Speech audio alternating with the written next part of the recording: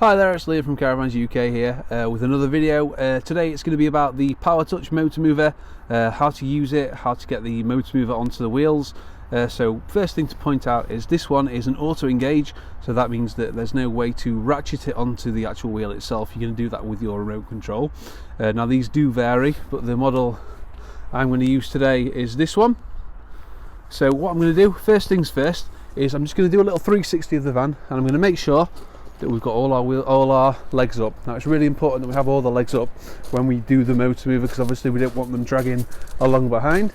So I'm quite happy with all of them, and I have just left the drill in there just to show you me lifting them up as well. It's obviously very important to do that. So once we've done that, I'm going to take a little walk to the battery box. I'm going to open this up, and as you can see, here's one I made earlier. Got the isolation key in there already. Now the idea behind the isolation key is to divert the power from the battery to the actual motor mover itself, so it's sort of like your on switch if you like. So the first thing we have to do is just pop that in there and positively turn it like that.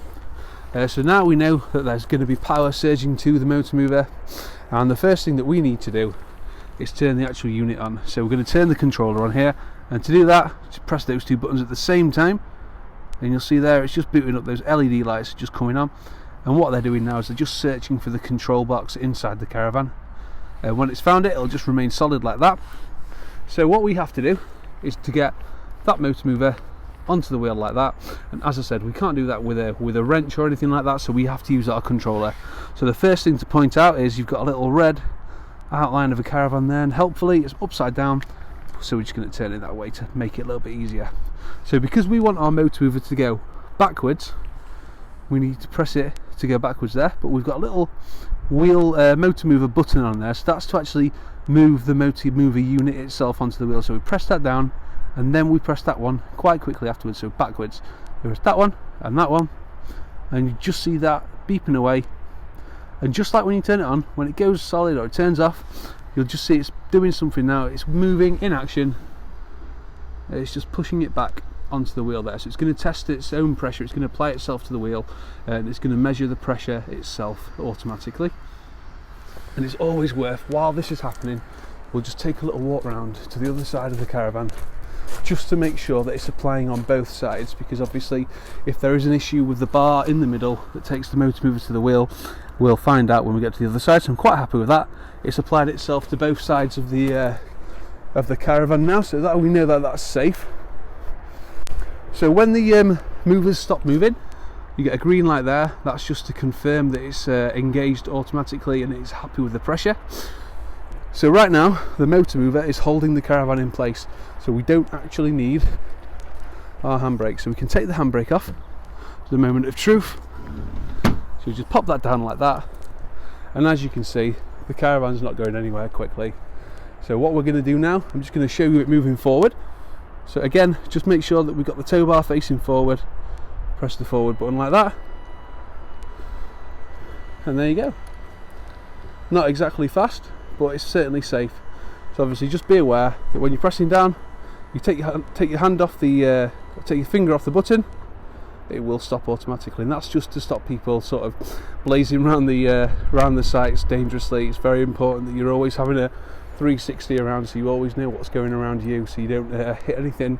Make sure that the back end doesn't swing out too much. Interestingly, it will pivot quite nicely on its axle there, as you can just see.